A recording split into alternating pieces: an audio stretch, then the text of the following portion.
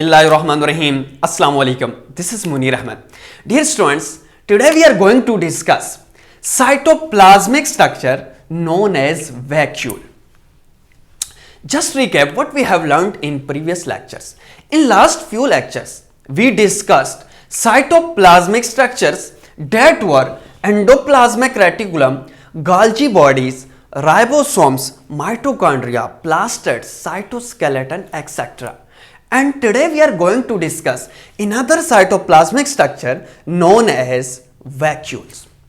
Today we will discuss what is vacuole, what are the concepts of vacuole. Students will able to explain after this lecture concepts of vacuole, why this organelle like vacuole has this name. Means we will discuss etymology of vacuoles. Who discovered vacuoles? What are the numbers of vacuoles present in animal cells or plant cells? Why in animal cells vacuole has small size as compared to plant cells? And what are the functions of vacuoles? And at last but not least, we will discuss some eta or empty cat MCQs related to this topic that are very important. Now let's start. What are vacuoles? सबसे पहले vacuole का concept समझते हैं कि vacuole है क्या. Vacuole Latin word से derived हुआ है जिसका मतलब है एम्प्टी. एम्प्टी मीन खाली. फर्स्ट टाइम जब बायोलॉजिस्ट ने सेल स्ट्रक्चर को ऑब्जर्व कर रहा था, ऑब्जर्व करने के दौरान उससे साइटोप्लाज्म में कुछ स्ट्रक्चर्स नजर आई, यूं स्ट्रक्चर्स नजर आई, और उसने देखा उसको उस टाइम उस स्ट्रक्चर्स में उस बाउंड्री में कोई चीज नजर नहीं आई. तो उस टाइम वैकस का वर्ड जो है वो एम्प्टी के लिए यूज होता था, तो उसने उस टाइम उसको वैकस का नाम दे दिया. मींस कि ये ऐसी स्ट्रक्चर है इसमें कुछ भी नहीं है, लेकिन एक्चुअल में इसमें था, बाद में डिस्कवर हो चुका है. बात क्लियर है. अब वैक्यूल्स को वैक्यूल्स क्यों कहते हैं, सबसे पहले इसकी एटिमोलॉजी डिस्कस करते हैं. The word vacuole is derived from Latin word vacuus which means empty. जब इसको फर्स्ट टाइम ऑब्जर्व किया तो पता चला कि ये वो स्ट्रक्चर है जो एम्प्टी है, लेकिन असल में इसके अंदर different mineral, salt, storage products पाए जाते हैं. इस वजह से इसको किसका नाम दे दिया? वैक्यूल्स का नाम दे दिया. अब वैक्यूल्स का कांसेप्ट समझते हैं, फिर उसके बाद वही कांसेप्ट्स को डेफिनेशन पे अप्लाई करके डिफाइन करते हैं. वैक्यूल्स क्या है? अगर हम टिपिकली एनिमल सेल लें, एनिमल सेल के साइटोप्लाज्म में वेसिकल, या प्लांट सेल लें, प्लांट सेल के साइटोप्लाज्म में लार्ज वेसिकल, जिसका मेन फंक्शन क्या है? स्टोरेज, एक्सक्रीशन है. इस ऑर्गेनल को वैक्यूल्स कहते हैं. अगेन रिवाइज कर रहा हूं. साइटोप्लाज्म में वेसिकल्स जो मेम्ब्रेन बाउंड होती है. पहला पॉइंट है vesicle. You know what is vesicle? Vesicle किसको कहते हैं हम ऑलरेडी डिस्कस कर चुके हैं. वेसिकल है सैक लाइक स्ट्रक्चर्स है, simple vesicle sac like structures है, जो क्या है? मेम्ब्रेन बाउंड है.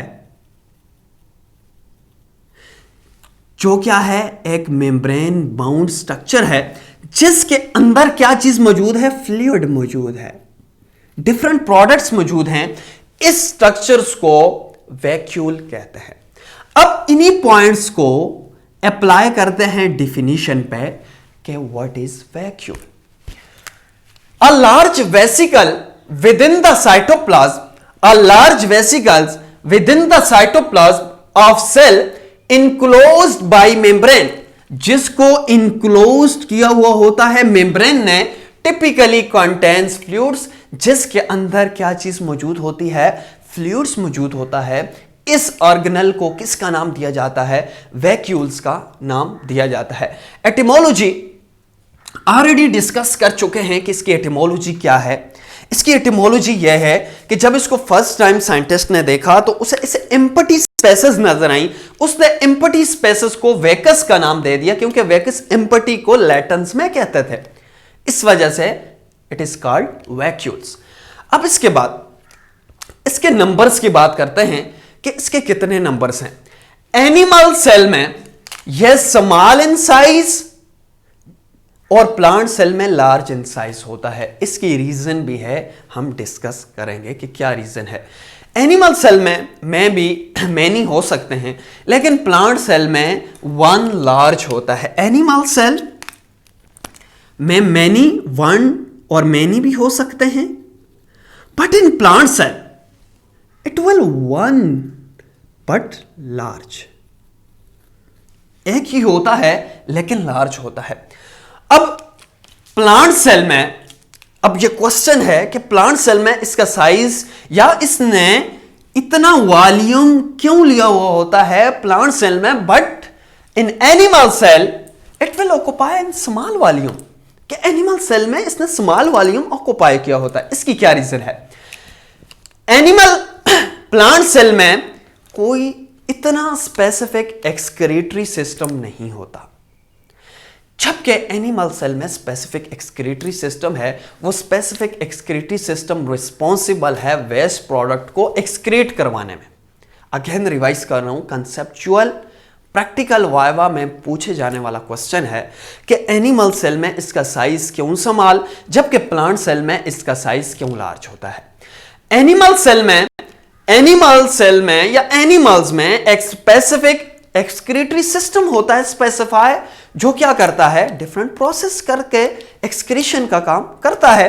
लेकिन in plant cell specific excretory system नहीं होता। इस वजह से अब ये जो वैक्यूल्स है ये एक्सक्रीशन का काम करता है। कैसे? फॉर एग्जांपल इसके अंदर वेस्ट प्रोडक्ट्स आते हैं साइटोप्लाज्म से, जितने भी सेकेंडरी मेटाबोलाइट्स हैं, मेटाबॉलिज्म के रिजल्ट में जो वेस्ट प्रोडक्ट्स बनते हैं वो क्या साइटोप्लाज्म में जो भी मेटाबोलाइट्स हैं, डिफरेंट प्रोडक्ट्स हैं, वो आके इधर क्या होते हैं, स्टोर होते हैं। मींस के एक काम क्या है, ये स्टोरेज का है, स्टोर होते हैं। अब स्टोर होने के बाद अगर सेल को जरूरत नहीं है तो अब ये क्या करेगा, ये रिलीज करवा देगा। मींस के इसका एक फंक्शन क्या है, एक्सक्रीशन से है। लेकिन ईटा और एमडी के टेस्ट के लिए एक इंपॉर्टेंट एमसीक्यूज यहां पे है, वो आपने हाईलाइट करना है। वो क्या है, जैसे हमने सेल मेम्ब्रेन को डिस्कस किया था, तो सेल मेम्ब्रेन को हमने ये कहा था कि ये डबल मेम्ब्रेन है, जैसे कि न्यूक्लियर मेम्ब्रेन डबल मेम्ब्रेन है।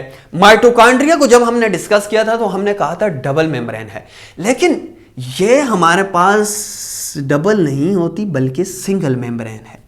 सो ये सिंगल मेम्ब्रेन है, इसको आप स्टार मार्क कर दें ताकि ईटा और एमडी के टेस्ट के लिए मोस्ट इंपॉर्टेंट एमसीक्यूज है। अच्छा, इसके बाद अगर इसके वॉल्यूम की बात करें तो प्लांट सेल में, टिपिकली प्लांट सेल में इसने 50 to 90% वॉल्यूम को सराउंड किया हुआ होता है। लेकिन इसके बाद जब हम न्यूक्लियस को डिस्कस करेंगे तो न्यूक्लियस की पोजीशंस की बात करेंगे तो उसमें हम ये कहेंगे कि न्यूक्लियस प्लांट सेल में थोड़ा सा पेरिफेरल होता है, लेकिन एनिमल सेल में ये सेंटर में होता है। क्या चीज, न्यूक्लियस। वजह क्या है, प्लांट सेल में वैक्यूल्स का लार्ज साइज होने की वजह से जो न्यूक्लियस है वो पेरिफेरल हो जाता है ताकि ज्यादा से ज्यादा इसको वॉल्यूम मिले। लेकिन इन एनिमल सेल में जो न्यूक्लियस है वो सेंटर में होता है। क्यों? उसकी यह रीजन है क्योंकि वैक्यूल स्मॉल इन साइज और पेरिफेरल पोजीशन पे होता है। इसके बाद अगर इसकी साइज की बात की जाए तो एनिमल सेल में यह स्मॉल होता है जबकि प्लांट सेल में it is large in size, और रीजन हमने बता दी कि लार्ज क्यों होता है।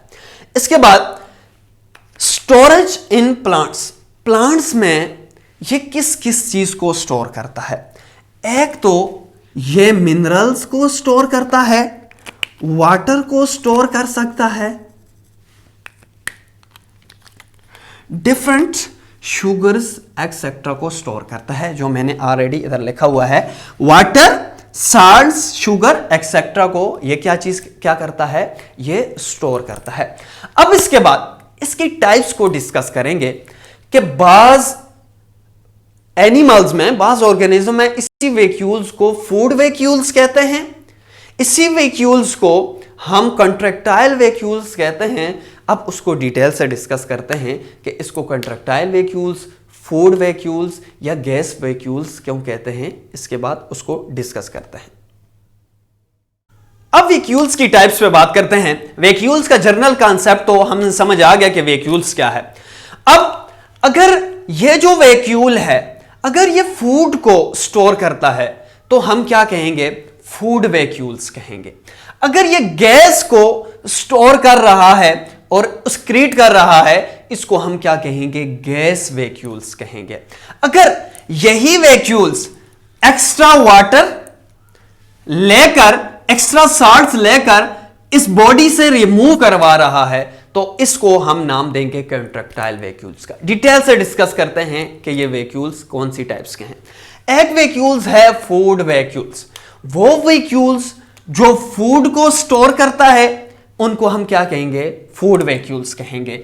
लेकिन यहां पे एक इंपॉर्टेंट पॉइंट है, अगर ये वैक्यूल्स फूड में अगर सॉलिड पार्टिकल को स्टोर किया हुआ है तो उसके लिए हम वर्ड, उसी वैक्यूल के लिए वर्ड यूज करेंगे फेगोसोम्स।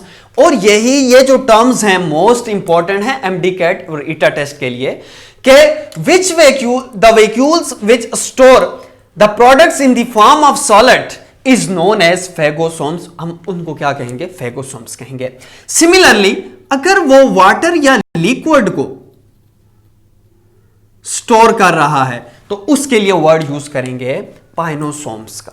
इसके बाद जो दूसरा वैक्यूल्स है उसको कंट्रैक्टाइल वैक्यूल्स कहते हैं। कंट्रैक्टाइल वैक्यूल्स का क्या मतलब है, एमीबा या पैरामीशियम के केस में वो वैक्यूल्स जो इसके अंदर एक्स्ट्रा वाटर या साल्ट्स मौजूद हैं, ये एक्स्ट्रा वाटर या साल्ट्स को क्या करेंगे, यहां से एब्जॉर्ब करेंगे।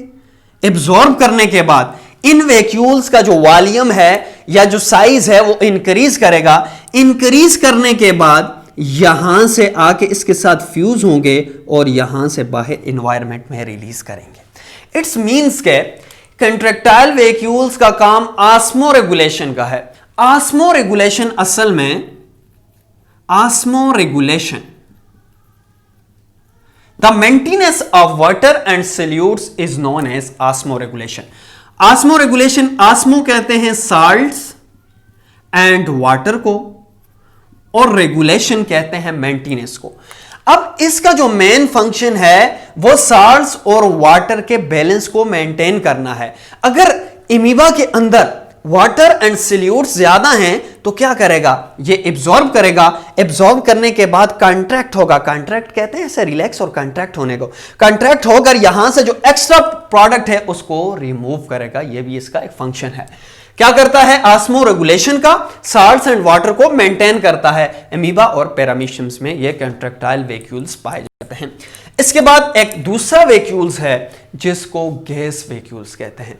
ये एक्वेटिक प्लांट्स के सेल्स में होता है जो गैसेस को स्टोर करता है। इमेजिन कि ये वाला जो सेल है ये एक्वेटिक प्लांट्स के सेल से लिया हुआ है।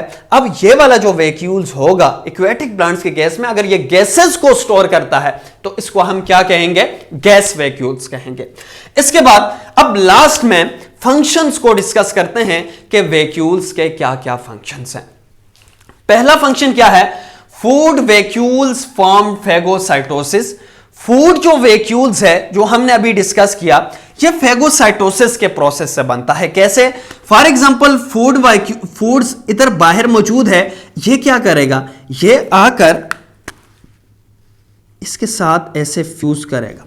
फ्यूज करने के बाद फूड को जब इंजेस्ट करेगा, इंजेस्ट करने के बाद यूं इनक्लोज हो जाएगा। अब इसको क्या कहेंगे, फेगोसाइटोसिस का प्रोसेस कहेंगे। इससे क्या चीज बना, फूड वैक्यूल्स बना है। इसके बाद दूसरा जो वैक्यूल है हम ऑलरेडी डिस्कस कर चुके हैं, contractile vacuoles which pump extra water and salt etcetera. अगर ऑर्गेनिज्म के अंदर एक्स्ट्रा वाटर एंड साल्ट है उसको पंप करेगा। अब इसके बाद एक और ईटा और एमडीकैट टेस्ट के लिए मोस्ट इंपॉर्टेंट एमसीक्यूज है, वो है टोनोप्लास्ट। इसको आप हाईलाइट कर लें, टोनोप्लास्ट क्या है। ये प्रीवियस जो ईटा एमडीकैट टेस्ट हो चुके हैं उनमें ये रिवाइज हो चुका है। The outermost boundary of the vacuoles in plant cell is known as tonoplast। वो मेम्ब्रेन जो वेक्यूल्स को इनक्लोज करती है, साइटोसोल से सेपरेट करती है, उस मेम्ब्रेन को, उस बाउंड्री को टोनोप्लास्ट कहते हैं। अब इस टोनोप्लास्ट का क्या मतलब है?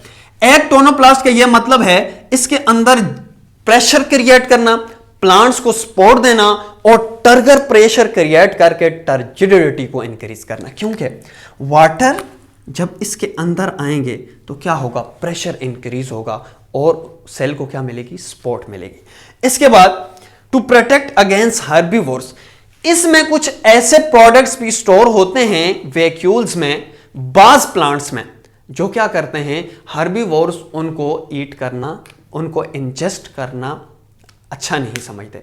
इस वजह से इनका यह काम भी है कि इस प्लांट्स को, इन सेल्स को हर्बीवोर्स, जो प्लांट्स को खाने वाले एनिमल्स हैं, उनसे प्रोटेक्शन भी देता है। इसके बाद जो लास्ट फंक्शन है वो है सम पिगमेंट्स आर प्रेजेंट। इनमें कुछ पिगमेंट्स प्रेजेंट होते हैं। इन पिगमेंट्स की वजह से, बाज में, हर में नहीं होते, वैसे पिगमेंट्स जो मेनली होते हैं वो क्लोरोप्लास्ट, क्रोमोप्लास्ट उस केस में होते हैं, प्लास्टड के केस में, वो हम ऑलरेडी डिस्कस कर चुके हैं। अब इस केस में भी सम प्लांट्स के वैक्यूल्स में कुछ पिगमेंट्स होते हैं और ये पिगमेंट्स किसके लिए हेल्पफुल होते हैं? पोलिनेशन के लिए। Now going to recap what we have learn today. Today we discuss one cytoplasmic structure known as vacuole. What is vacuole? Vacuole are vesicles derived or originate from endoplasmic reticulum and Golgi bodies. ये Golgi bodies और endoplasmic reticulum से ही originate होती है vacuoles, bounded by single membrane containing typically fluid, जिसके अंदर क्या होता है? टिपिकली फ्लूइड होता है। And then we discuss etymology और meaning of vacuoles. What are the etymology और meaning of vacuoles? Vacuoles, the word vacuoles is derived from Latin word vacus,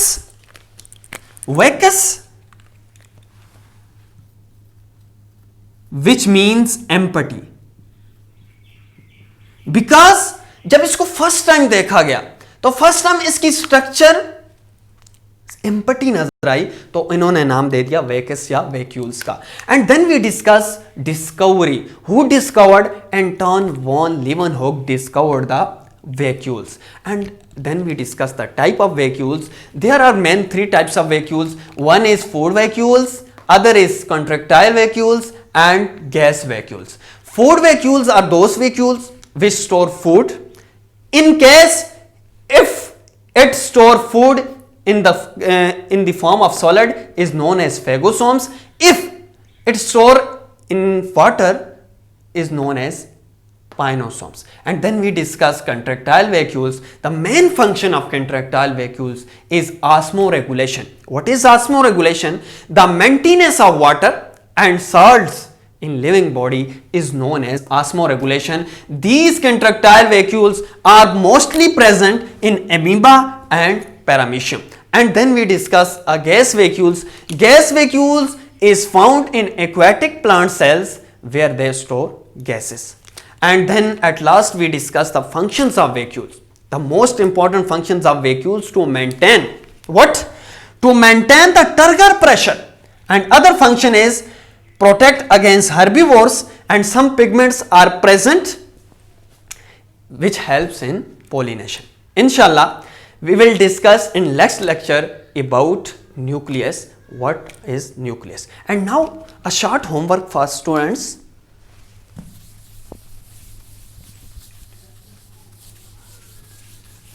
That is, write short note on vacuole.